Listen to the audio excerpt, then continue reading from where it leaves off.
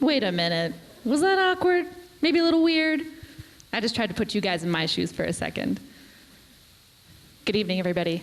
My name is Clara Baldwin. And trust me when I say that I prefer to be deaf. I was born and raised as a deaf person. While everyone approaches their hearing loss differently, I have a really healthy sense of my hearing loss identity. The world around me doesn't always reflect that. I want to let you know that there's no wrong way to be deaf.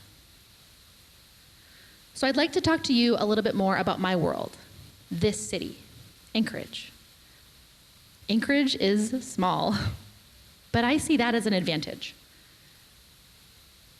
Being a smaller city means that we have more of an ability to create a ripple effect. We have a network right at our fingertips. So tonight, I'm capitalizing on that advantage right now by talking to all of you. I believe that Anchorage is small enough to be the most deaf-friendly city in the USA.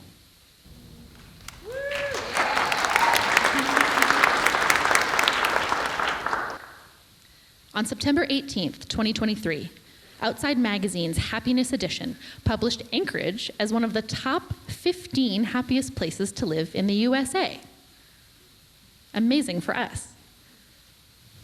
Outside Magazine mentioned that one of the reasons they chose Anchorage as one of the happiest places to live is because of our massive outdoor accessibility to recreation through trails and paths and the forest. It's amazing here. You can ski or bike to work. Access to the wilderness is really easy. You'll often see wildlife, and as the locals know, bear and moose sightings are common. Anchorage is also an excellent place to learn more about its state's indigenous values, and it is a champion when it comes to inclusivity. Inclusivity is paramount for us here.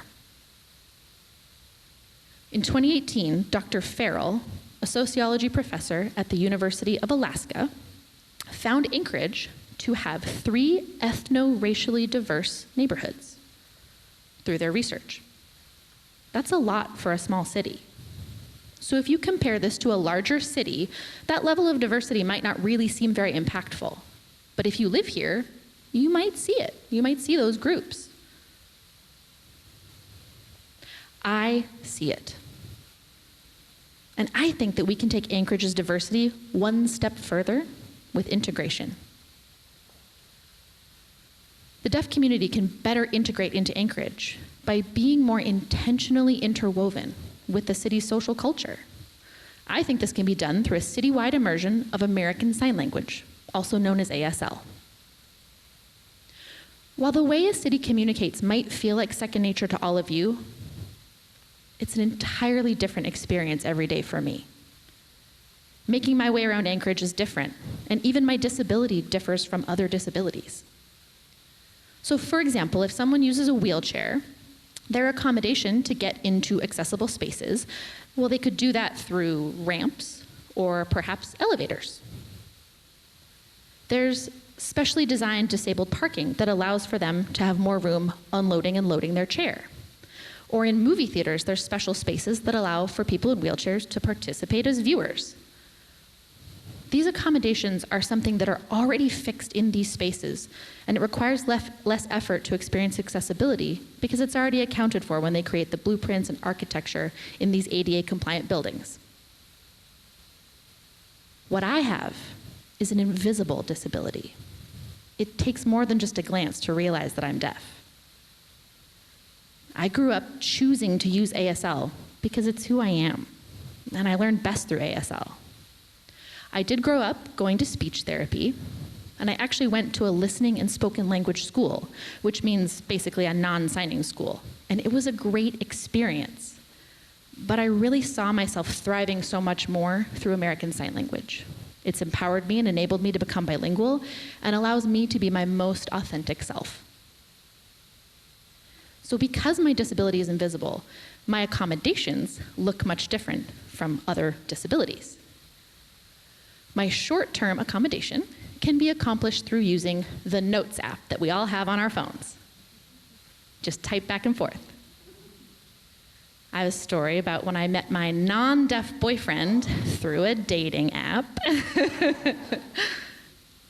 Before he was able to really learn American Sign Language, we went back and forth on our phones using the Notes app, and it kind of felt like we were writing each other love letters. So to this day, he's very fluent in sign language, but people still ask him, "Did you really learn American Sign Language for Clara?" And my boyfriend always responds with a resounding, "Of course I did."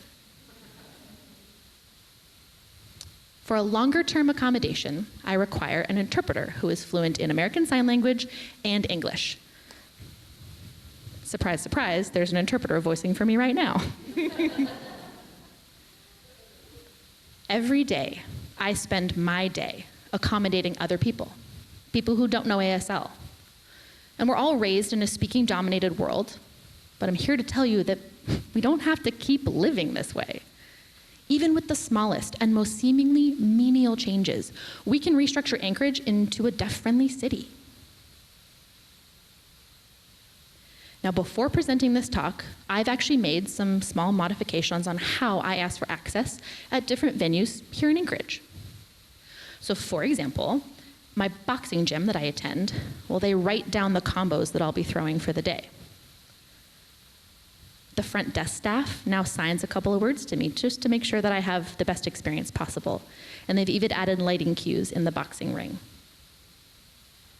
My dentist, here he is, has even learned a couple of signs. So while we're waiting for the numbness to kick in, we don't just have to wait in awkward silence. We can sign back and forth and have a little bit of a conversation instead of just looking at each other awkwardly and waiting for me to be numb.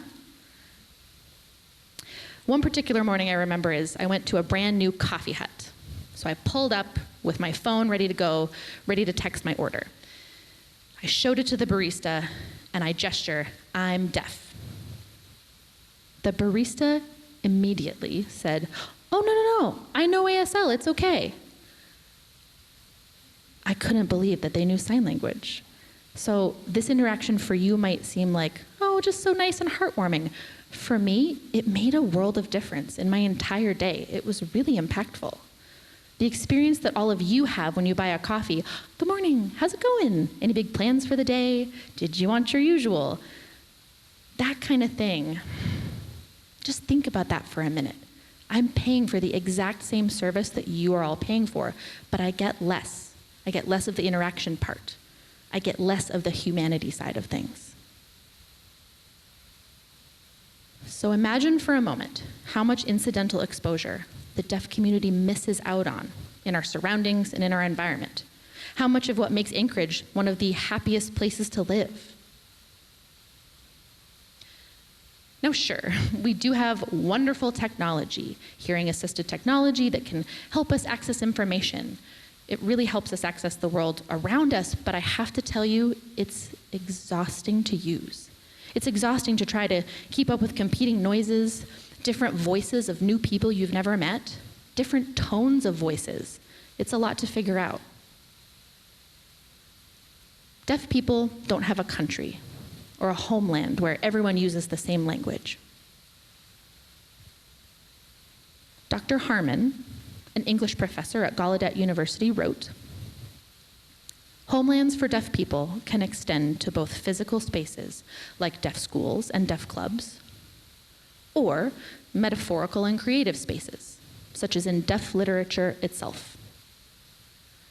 Cities that have schools for the deaf are considered like homelands, and they often have deaf clubs in the community. And here in Anchorage, I'm actually lucky enough to work with deaf and hard of hearing children. The only thing is we don't have a big population like other cities who have these naturally thriving deaf communities. But I don't think that we need to. We can really take advantage of how small and close Anchorage is to each other.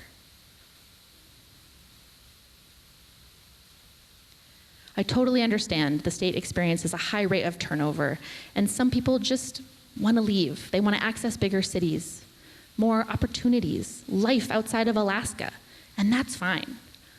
But what about those of us who call Anchorage home? Those of us who want to stay? What if we could capitalize on the mindset of making Anchorage an amazing and great place for all? Speaking, non-speaking, everybody. Now, don't get me wrong. I'm not asking you to all become fluent in American Sign Language immediately this evening. That's not the goal. But what if we could start somewhere together? Learn a sign or two and go from there. We could be the first tonight to toss the pebble, to start that ripple effect. And maybe other small cities would see it and follow suit. That conscious effort of the barista learning ASL to allow me to communicate my coffee order, it made such a difference. Now, if everybody here tonight took a little bit of that conscious effort to learn a sign or two this evening, imagine how much impact that could have on the humanity of Anchorage. So, do you guys want to learn some sign language with me? Excellent. We're going to learn 2 signs this evening. The first word is very important for all of us, and it's the sign for Anchorage. So everyone, here's how you sign Anchorage. Excellent job. Do it with me. There you go. Anchorage. Good job, you guys. Beautiful. The second word we're going to learn is hello. Here's how you sign hello. Fantastic. Now you know 2 signs. We just took the first steps to make Anchorage the most deaf-friendly city in the USA.